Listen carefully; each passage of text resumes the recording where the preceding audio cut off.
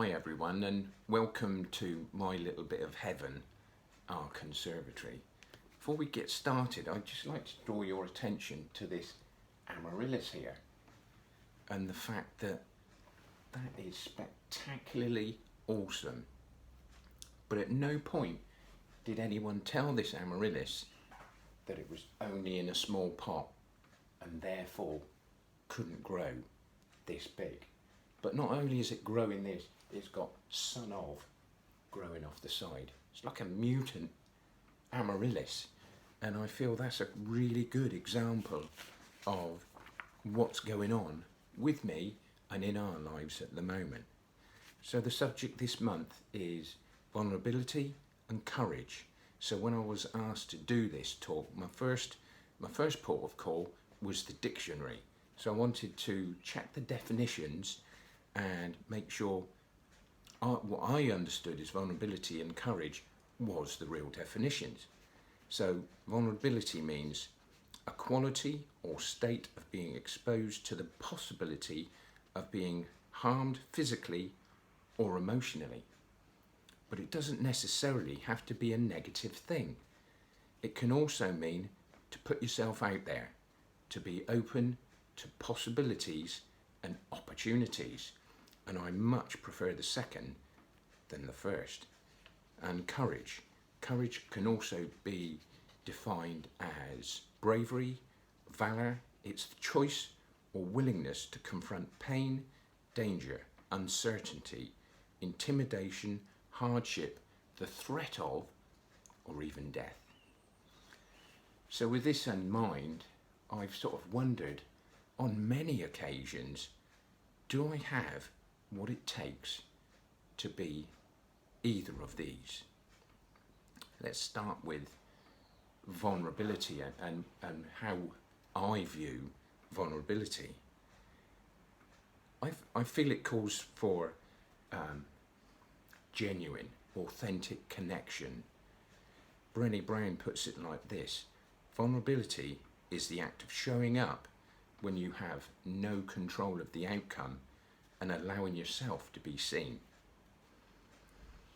However, being vulnerable can also open yourself up to judgment, rejection, and potentially being hurt by others if we're not careful who we're vulnerable with. But without vulnerability, there can't be any deep and real relationship. We're created to thrive in relationship.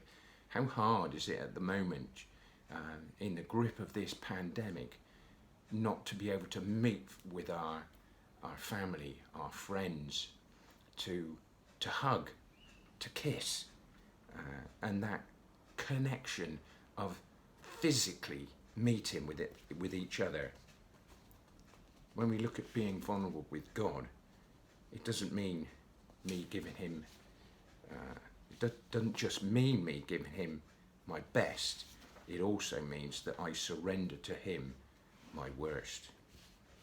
And vulnerability involves accountability, to have people in my life who, when they ask the question, how are you doing? My off-pat answer is, I'm fine. That I'm able to be, to give them a truthful answer, and just as importantly, for them to be able to say to me, hey, you really shouldn't be doing that. It's okay for people to see me when I'm not okay. God's record shows that he uses people who are weak and flawed. Could he use me? He calls me to be honest and upfront, showing my battle scars from my journey with him. Be authentic and work towards being a person who people feel safe being vulnerable with. Quick to listen, slow to judge, wise, discerning, but also a person who's not afraid to speak the truth. During the time in the late 70s, I served with the British Army, and there was a mentality, there was a way of training people not to be emotional, not to be vulnerable. Man up. Don't, have that stiff upper lip that whatever comes your way, we cope with it with a stern face and never, ever cry. Ultimate weakness, don't cry. But over the 28 years that I've been married to Debs, there's been a constant encouragement from her to show my emotions, which in turn has softened and smoothed all of my hard edges.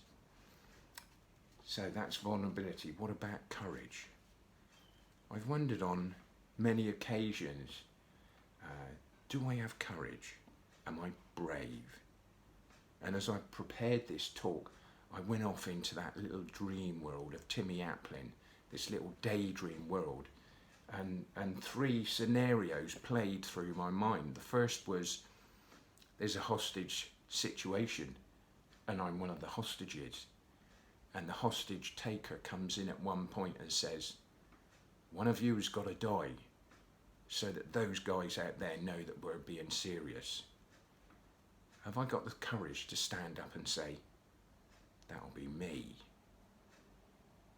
The second one was somebody being robbed or mugged. Have I got the courage, with absolutely no concern for my own safety, to step into that and rescue that person, help that person? And the third was to run into the blazing building and rescue the small child and the puppy. These might not be the best of examples. I feel there's a little bit of Hollywood going on in there somewhere. But as a man, I've wondered about this. Have I got courage? I've recently been taking a really deep look into the story of David and Goliath, which is in 1 Samuel 17, really digging into the importance of the geography of the land. This was a major trading route, an area of outstanding beauty and abundance in farmland, forestry and vineyards. It was also an area of great strategic importance. And the situation in this story is these opposing armies face each other on opposite hills with this valley in between, where Goliath would come out and goad the Israelite army. And my questions was, how come the Israelites have got to a point where this man comes out and challenges them morning and evening for 40 days? Why has no one in God's army stepped up to this challenge? I've been thinking of the tactics that Goliath was planning to use, a man who had been trained in war since his youth, and how David was absolutely not going to play by Goliath's rules. I feel that God was there to support David and not to fight for him. So David's a shepherd. To be in the Israelite army, you had to be 20 and above. So after a little research, David could have been anywhere between the age of 12 and 19. But as Saul said to him, when David comes to him and says, I'll go and take this guy on, Saul's answer is, you are only a boy. So I'm feeling that he's at the lower end of this scale. He's towards the 12, 13 sort of age. We've all known at some point people in our lives who are quietly confident in their own skills and their own abilities, regardless of what the situation is around them and what they're being told by that situation.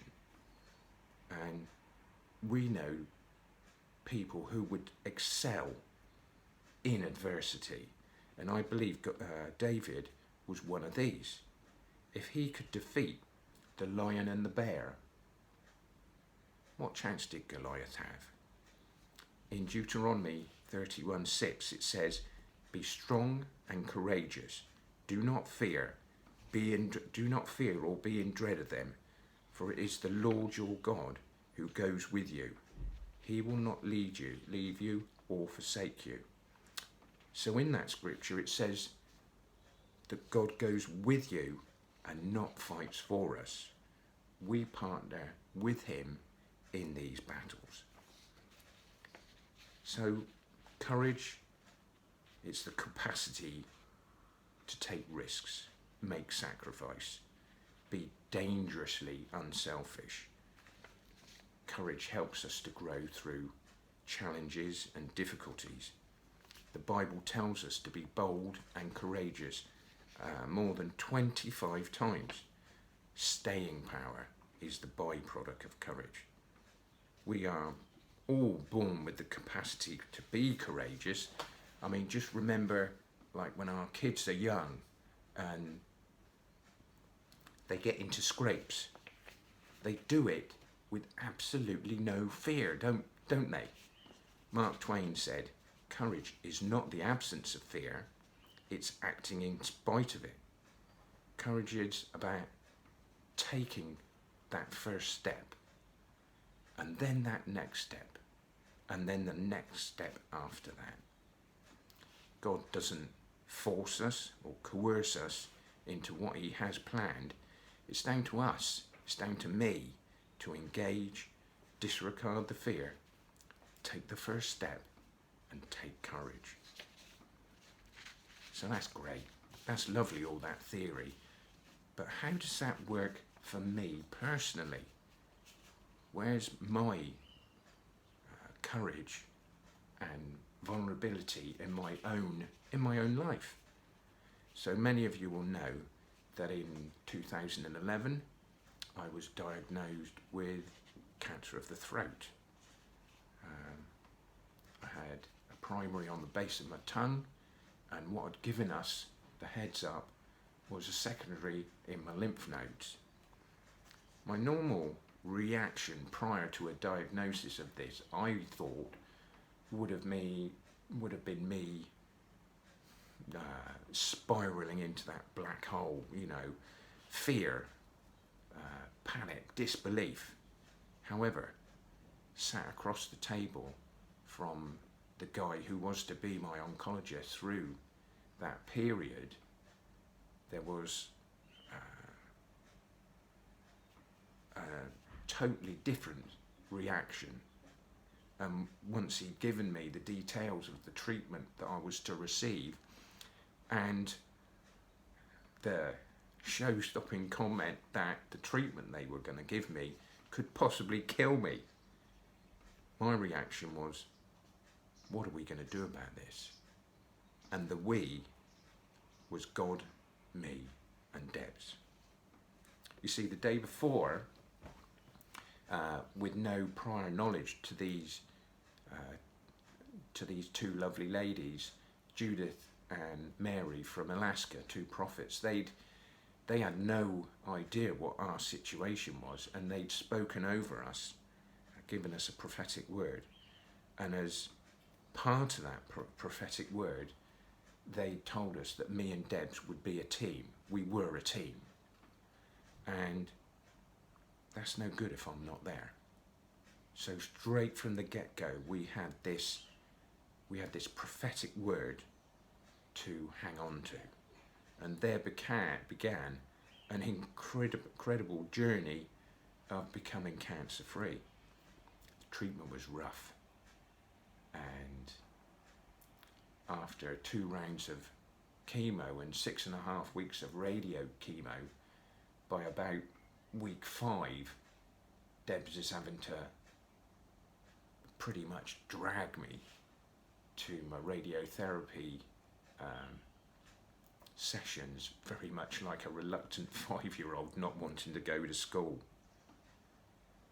But after the chemo and radiotherapy and surgery, I was given the all clear.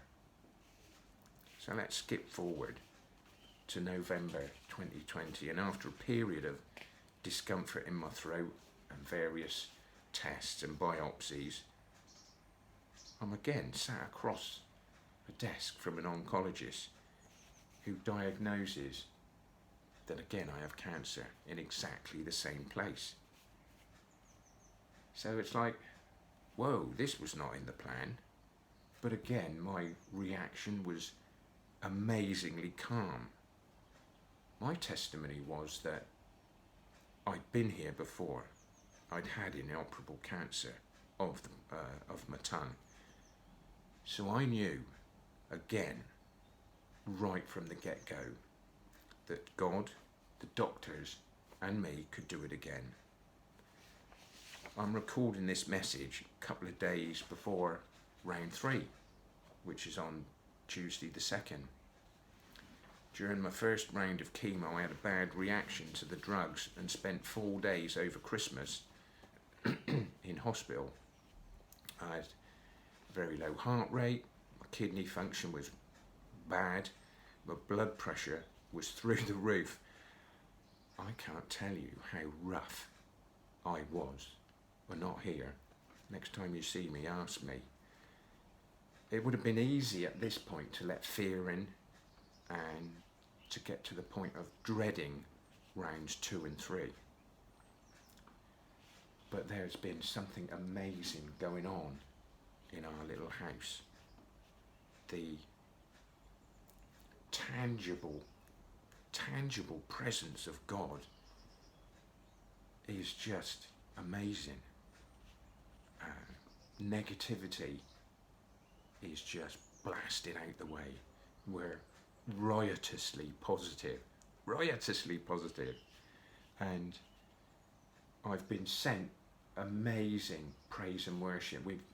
We've been given the heads up to some worshippers, Maverick City Music, and one of their songs that I've been sent, some of the lyrics is, I believe that I will see the goodness of the Lord in the land of the living. I'm confident as seasons change, your faithfulness remains. God of my present, God of my future, you write my story, you hold it all together. Through this treatment, we've experienced God in a whole different level. This home is an oasis of calm and peace. Because of the treatment and some of the meds I'm on, my mornings are early.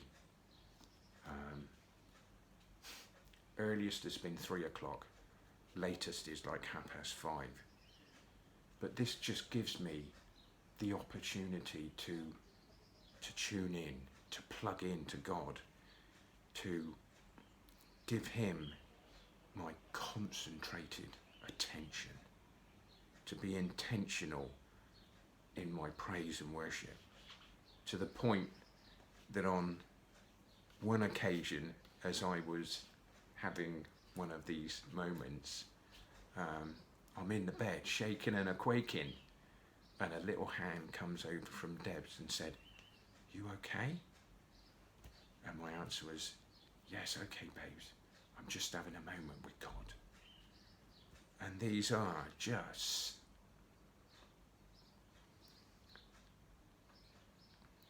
such powerful moments, such lovely moments. I'm absolutely thriving in these moments at the moment. Whew. So it's round 3 on February the 2nd. Am I ready for this? Am I ready for the fight? Absolutely. Is that courage? Is that bravery? Well, if it is, it's not mine. It's a God-given thing. I can't say that I'm courageous. As my dad would say, self-praise is no recommendation. And I certainly don't want to be proud about the way that I'm approaching this, because it's not me. It's not me. It's God. And it's God in me. And again, in a song by Casting Crowns called The Voice of Truth, the lyrics say, "But the stone was just the right size to put the giant on the ground, and the waves, they don't seem so high on the top are looking down, and I will soar with the wings of eagles when I stop and listen to the sound of Jesus singing over me. The voice of truth tells me a different story. The voice of truth says, do not be afraid.